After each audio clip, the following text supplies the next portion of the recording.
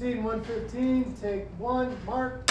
Watch the raw, never-before-released footage from the experts during the recording of the Money Facts Show. Robert Kiyosaki, Michael Pento, and John Rubino discuss rising interest rates, the reality of pensions and retirement accounts, and who's investing in gold and silver and when's a good time to buy.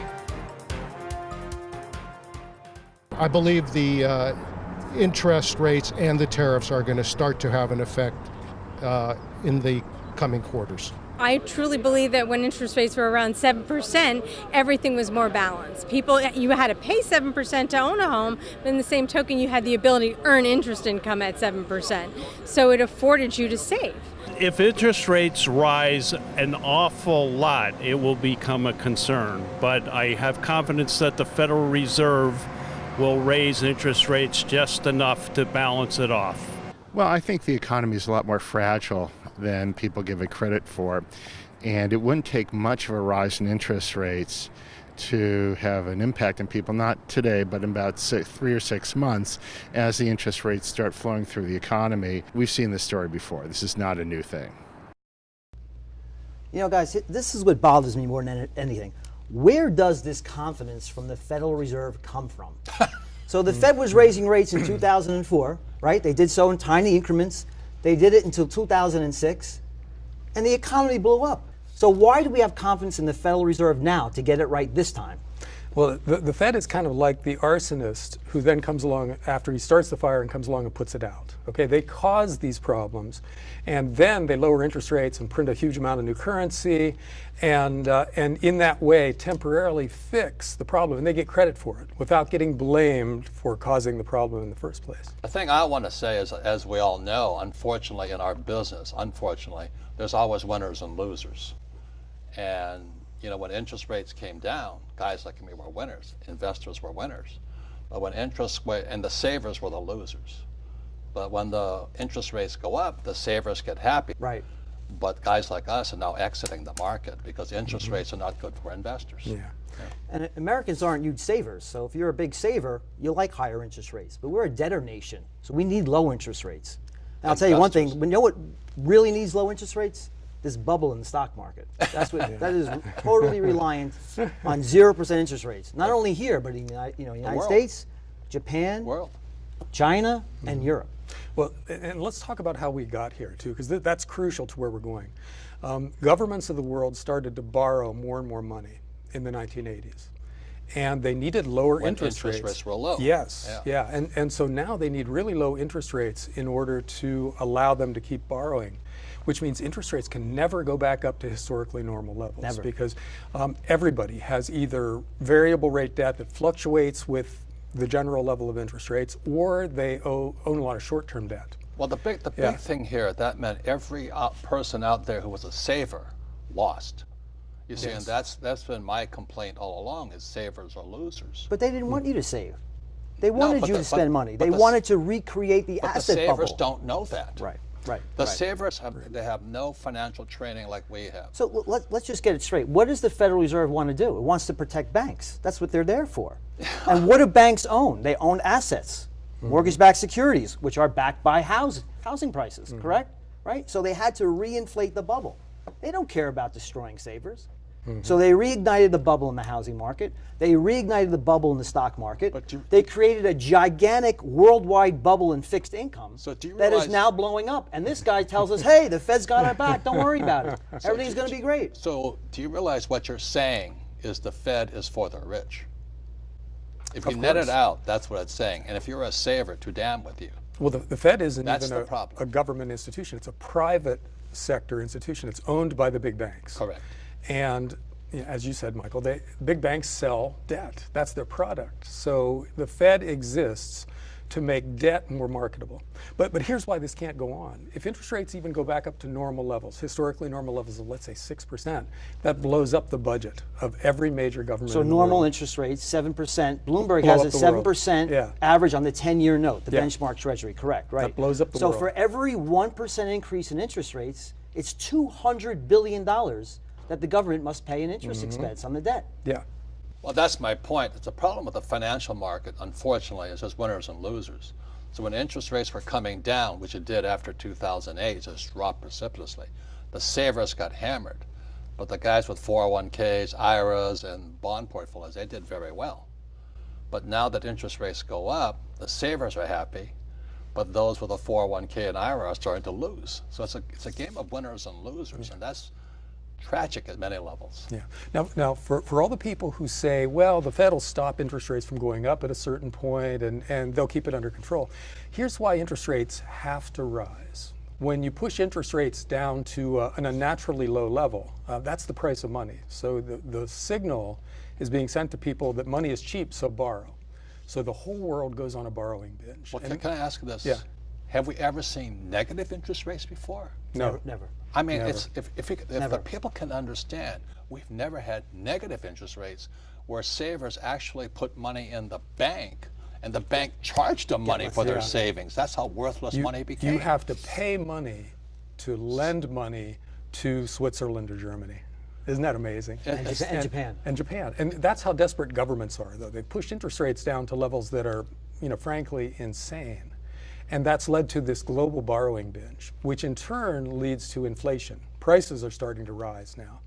And if that spins out of control, it destabilizes the global financial system. So all the central banks of the world know they have to raise interest rates to slow down this inflationary binge. But if they raise interest rates, it blows up the global financial system, as you guys were saying. So they can't let rates go up, but they can't stop rates from going up. So that's the box they're in right now. And that's why there's a financial crisis of epic proportions coming, because we can't get out of this. There's no pain-free fix to what's coming. We're heading into chaos right now. Absolute chaos.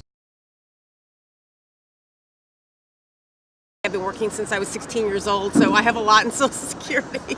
They keep saying that the Social Security can run out of money. I think Social Security will die at some point. I'm 28 years old, that there's not going to be Social Security when I'm older.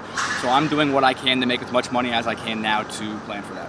Yeah, I think retirement in the future is a concern. I've never been in charge of saving my money in my 401k. It's always been with my employer.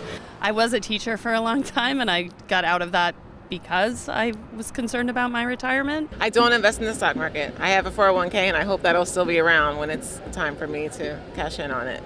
What is safe nowadays? We don't know what is safe. Like I said, pension is going away, 401k is unstable, so we just don't know. I think you have to be very judicious about where you put your money these days, and there's not a lot of safe havens any longer. I think the biggest challenge facing my generation, I'm a baby boomer, it started in 71 when Nixon took the dollar off the gold standard. Then 74, ERISA came in, and ERISA is Employee Retirement Income Security Act, which later morphed into the 401k. And today, my generation is sitting there with no savings, the savings paying nothing, this 401k and IRAs. So the biggest issue is, for my generation, the baby boomers, pensions. So pensions, the public pensions, are $4 trillion underfunded. And what happened in the wake of the last financial crisis is these people were owning bonds, these pensions were owning bonds, paying next to nothing, right? So what do? Years and years of being underfunded. So now they said, let's not own all these bonds, let's go out on the risk curve and own stocks at the apex of a bubble. How is that going to work out? So let's look at what happens when your pension gets into trouble, because I think a lot of people aren't really clear on the dynamics of all of this. But when your pension doesn't have enough money to pay you when it's time for you to collect, they have to do one of two things. One is that they have to cut your benefits really dramatically. And they'll come to you and they'll say, I'm sorry, you're only going to get $1,000 a month instead of $1,700. And that's happening now. That is happening now. Right. Or they have to lie about it and change the way they calculate what they're going to make in the future. Pretend. And kick it down the road and devalue the pensions of the people in the future in order to pay you. And either way, they go bankrupt at some point. This is my hot button. Let me just show you a few charts, okay? Mm-hmm. Go back to 71 and 74 when the 401k actually kicked in. I can't believe it was one of the biggest rip-offs of my generation ever. So look at what happened to savers. They just kept printing money, and the savers were the biggest losers. Then you compare what happened to currency versus gold. the value of all the money just kept coming down, but gold held its value. So, I don't get paid anything to be here speaking for Lair Capital, but I am a gold bug, and I am concerned about my generation especially, because they're being ripped off. We're just being ripped off. Well, let's talk about Social Security and Medicare and Medicaid. What?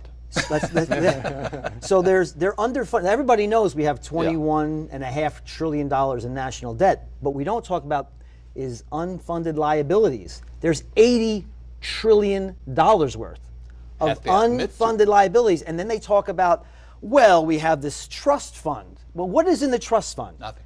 Zero. It's a IOU.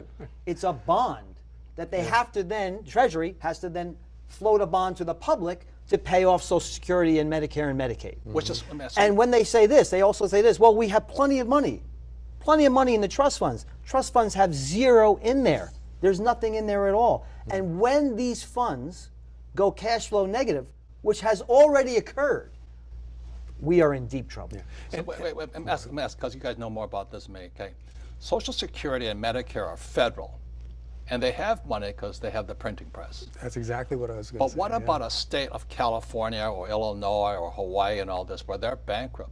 Can a state print money to pay for their employees? Let's talk about how Social Security and Medicare are different from state and local pensions. Yes, that's important. California can just cut your pension if they go through bankruptcy proceedings of some sort.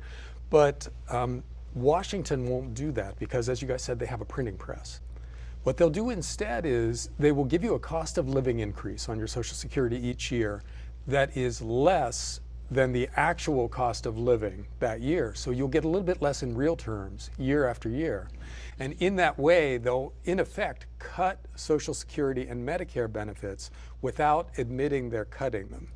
And that's the big danger for people who depend on Social Security, is that life will get harder year after year after year, and they won't really understand why. But the reason is that the government isn't giving them as much as it takes to cover their cost of living. When you have a consumption-driven economy, yes, it's not without consequences. And the consequence will be the denominator in the debt to GDP ratio collapses. Well, and that means that we just can't afford to pay this debt. So and then you turn back to the printing press. So what does it mean to you when it's a consumption economy? So if they don't have money, people stop shopping? They borrow it. They borrow money. Yeah, they buy what they feel like they have to buy, and they put it on credit cards, or they take out a bank loan, or they go to a loan shark or a payday loan guy or something like that. Right. But they borrow the money. If I may show you this chart here, it shows the gap between the rich and the poor, and the poor getting poor. The poor still have jobs. Whose fault is it, by the way, Rob? Whose fault is that?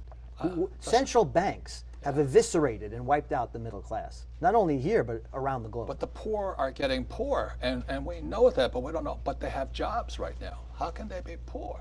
They're just not. They're just not getting ahead. It's like I said in Hawaii. I interviewed. They borrow this the guy. difference. I interviewed the guy living in his car. He says, "Well, I'm homeless, but I have a job." I met this other guy, and he said he was homeless. He said, "Yes, but I have a house. I'm making more money renting it."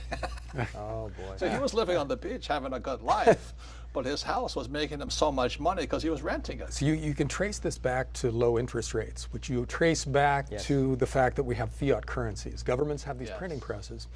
And you need low interest rates to push up the price of financial assets, because that's what the banks and their clients own. It saves the rich. Yes, it's great for rich people and bad for working class people who try to save, because you can't make anything on your saving.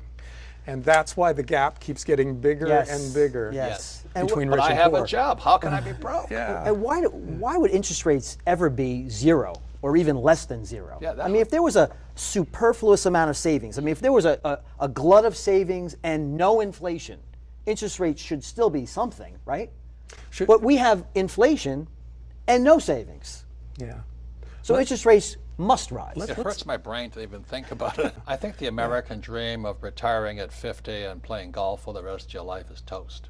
Well, if your family owns a bunch of stocks and bonds, it's been great so far because the government has made you guys rich. But yeah, for everybody else, it is toast. I'm glad you guys are saying that because, I made my money playing Monopoly. I'm a real estate guy. And my rich dad said, don't trust anything on paper that you don't own. So I've been out of the stock market, and I don't save money. I don't have ETFs. I don't have any mutual funds. I don't trust anything on paper that I don't own. But you still had the financial wind at your back because the government made money incredibly cheap for you to borrow to buy real estate. I thought I died and went to heaven when interest rate, because I'm such an old guy. I remember borrowing at 19% to buy real estate. The 1980s. And when it came down to like 2%, I said, I'm not very religious. I said, thank you, God. And then all this real estate was collapsing because of the mortgage-backed securities and collateralized debt obligations and all that. So I bought the best real estate in the world with almost free money. With other people's money. Yeah. With working class people's money. Yes. Yeah. You know, I hate to admit that, but that's true. It's true. So, you know, what do you think is going to happen when you tell them that they're going to get X% of their pension? That's going to be it's going to lead to a lot of social chaos. Don't you think? I mean, this is going to be very, very disruptive. But it's already happened in certain cities, like Stockton. But it's going to happen more. More. It's going to diffuse across the whole Yes. pension and public and private pension plan, the government pension plans.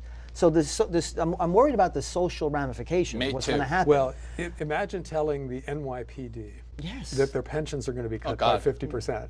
They work. Inconceivable. I have a lot of friends that are cops. and they say, I put my money in there. My money's got to grow, and it's got to come back to me. See, the crucial thing to they don't understand understand how the function, how a pension plan works. These aren't people who deserve to be hurt. You know, teachers and cops and firefighters, they put their lives on the line for us. And they deserve what they've been promised. Well, there was a contract. Yeah. So they're going to get bailed out by the government, correct? Do you believe they'll get bailed by the federal government is going to bail out these pension plans by the printing press? Yeah, exactly. So it means you're going to nominally get your money back. Let's hope but here's what they can't guarantee. Here's what you have to understand, and I know you guys do.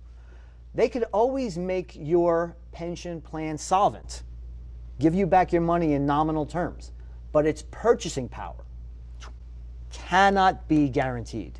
It will plunge. And that means inflation goes up. Yeah. So they'll pay you your $3,000 a month. They made good on their contract. Yeah, but that $3,000 will only buy what $1,500 bought 5 years before. Yes. So they have in fact defaulted on your pension. Yes. But got away with it through inflation. Yeah. And so this game ends when people lose faith in the currency, when they say we're creating all these new dollars, so I don't want to hold dollars anymore. And so you have a collapse of faith in the currency that manifests like hyperinflation because people take their paychecks and buy real stuff as soon as they get paid. Right. And that sends the price of real things up, so you get inflation. I want to talk about why this is different this time, and I forgot to mention this before, is that we have no choice but have interest rates to rise. And the reason is that the central banks of the world on this silly and fatuous inflation quest have finally been successful. Now, they were successful a long time ago in blowing up asset bubbles and reigniting the housing bubble and the stock bubble. Which is why we have homelessness all over. But now they've been successful in consumer price inflation. So they have no choice. If they were to stop, people tell me all the time, well, why don't they just stop raising interest rates? Then the long end of the bond market goes berserk. Intractable inflation comes. And then the long end of the bond market, which they do not control, explodes higher in yield and lower in price. Mean? Uncontrollable, out of control. It's the precursor to hyperinflation. And yet, if the Fed keeps raising interest rates and fights asset bubbles that it's so exuberantly tried to create, then they pop the bond bubble on the short end. Yes. And then they invert the yield curve when short-term rates rise above long-term interest rates. Then the money supply gets cut off, which has been fueling these asset bubbles, and then you get an epic crash like we had in the year 2008 and in the year 2000. Thank you for saying that, because what most people don't know, the bond market is massive. It's much bigger than the stock market. If we have a crash in the bond market, the stock market crash of 2008 is going to look like nothing. That's the problem. We have no historical precedent for this in the sense that the numbers are way bigger this time. You know, we've got countries blowing up their economies over and over again throughout history, but they've never owed this much. No. And it's never been global. Usually crises are one country screwing up in the context of a sound money world. Where everybody else is basically a small banana republic. Yeah. That wasn't inconsequential. Yeah, and now every major country is doing what Argentina periodically does, or Brazil, you know, but we're doing it with hundreds of trillions of dollars, which makes this different in that way. So let's just want to say one thing first and understand clearly that we have not deleveraged as a nation or as a globe. So in 2008, we were supposed to have this kind of cathartic cleansing of all this debt. As a globe, we have taken on an additional $70 trillion of additional debt, bringing the total debt to GDP ratio to 330%. We have not deleveraged at all. 0% interest rates on a worldwide basis engenders more borrowing. So we have massively re-leveraged the economy. Right. And that is why this rise in interest rates is untenable. I'm very concerned about my generation, the baby boomers. You guys are a lot younger than me. But when I look at charts, which you guys are good at, look at 125 years of the Dow. You look at this chart here. This was the crash of 1929. It was nothing. And all these guys, oh, it'll come back again. Then look at the crash of 2000. What's called the dot-com crash. Then look at the crash of 2008, the real estate crash, and look at where we are today. The Dow has at unprecedented highs. So the idea that, oh, it'll just bounce back, I don't think so. Yeah, but if you're a senior citizen, do you really have that much time to wait that out? No. And what's the guarantee it's going to come back this time? That's what I'm saying. You know, traditional Wall Street, which destroys senior citizens, is they're telling you, as you get older, you have to increase your exposure to bonds, right? So if you're 70 years old, you should have 70% bonds, 30% stocks. That's the allocation breakup they usually suggest. But what's the enemy of bonds? Is inflation. And so you have to do something. You can't just sit there and say, okay, we made a pretty good case here at this table, in my opinion. Right. And people should get our information to understand why we're headed for an inflationary people have to do something, because there's misinformation. That's what I'm concerned So if you're a senior and you have 70 or 80% of your portfolio in bonds, and inflation is going to destroy the value of those bonds, maybe you should do something to offset that loss. Amen. Like precious metals. And not to the tune of 40, 50%, but what's wrong with holding 10% in your IRA in precious metals, or even a little higher? And in that sense, this is actually an optimistic thing. It's an investment strategy that will make you money if you get it right. And historically, precious metals have been that. In times of big financial crises, the people who owned gold and silver actually did really well. So, we're tossing around a lot of gloom and doomy kinds of statistics and predictions here, but the end result of all of that is that here's a strategy that can actually make you richer over time. And gold and silver are part of that strategy. And act as a hedge to your traditional portfolio, it'll protect which is you. going to only do well in times of deflation. Yeah. And if I could add my 2 bits, because I'm not a paper guy. I have lots of gold. I've been saving gold since '72, but it's real gold. Krugerrand, silver, everything that's eagles, and I don't keep it inside the banks. That's how much I distrust the banks. I am hardcore gold, and I'm pretty happy with it, because if the market crashes, as you say, I'm going to do very well. And one other thing about gold is that it's not actually an investment. No. It doesn't compete with stocks and bonds. It competes with cash because it's a form of money. It's an alternative currency. Yeah, so whereas you might have cash under the mattress as a form of savings, we're saying that that's not a good idea this time around, because that cash is going to become less valuable. But replace that cash with gold under the mattress or in the backyard or in a bank safe deposit box or someplace else. That version of money will become more valuable as we destroy the world's fiat currencies. Yeah. It's interesting. Precious metals, I think there's been at least, I know last decade, there was a pretty good run-up on some of those. And in fact, I have an aunt and uncle who did actually very well. It's always good to have a certain portion of your portfolio in gold and silver, but I would say 10% is always a good thing. Always good to be diversified. So gold and silver is very interesting. I think gold probably goes higher, and I think silver probably goes higher as well. We have our portfolios in a stock market and some very aggressive, but now I think it's time to really invest in the precious metals, and I'm looking at gold and silver and actually picking up some today. I watch the financial news, and no one seems to be recommending gold and silver except for the people that actually sell it. So why should anyone own it? Good question. Yeah. Well, I don't sell gold and silver, but I own a lot of it. I mean, I've been saving. I said I don't save money. I save gold and silver. And I've done fantastic over the last, since 1972. And I don't really care which way the dollar goes, because if the dollar goes down, I do better with gold and silver. The dollar goes up, I do good too. So if you started investing in the beginning of the year 2000, put $100,000 into the Dow Jones Industrial Average, your total return would be 116%.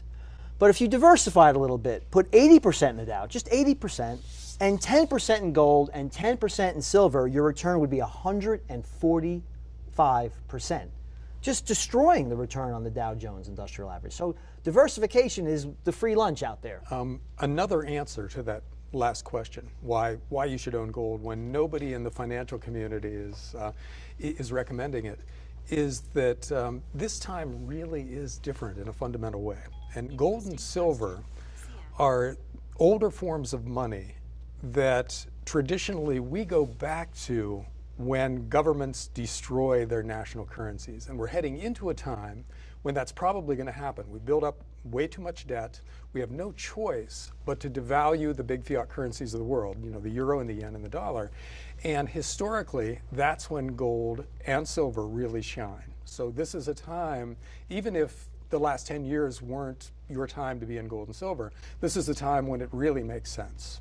Despite the fact that, let's be honest, gold and silver have collapsed since 2012 and still have outperformed the Dow Jones Industrial Average. Now, I manage money for a living, and I can tell you I have a model. It's called the Inflation, Deflation, and Economic Cycle Model. There are times when you want to overweight gold, and there are times when you want to underweight gold. And I have that flexibility given my money management skills. And I will tell you this, I believe fervently, and no one pays me to say this, that 2019, you are going to pray and thank God that you own precious metals. I agree with you. And the big question in 2019 is, can you get precious metals? Because when things really get going, when people start to panic about the value of their currencies, and they start to shift their capital into gold and silver, they find out that there isn't that much gold and silver to buy. And the window basically just slams shut. When you say get gold, there are many ways to get gold. You could do things that I do. You could buy gold mining shares. You can buy physical gold and physical silver. And I highly recommend that everybody get some physical, not just paper gold and paper silver. These ETFs, a lot of them aren't backed by anything, just paper. So do you really own gold and silver if you own an ETF that's a promise to buy gold and deliver it to you when they have no means of ever doing that? Thank you for saying that. Thank you for saying that. Most people don't know that.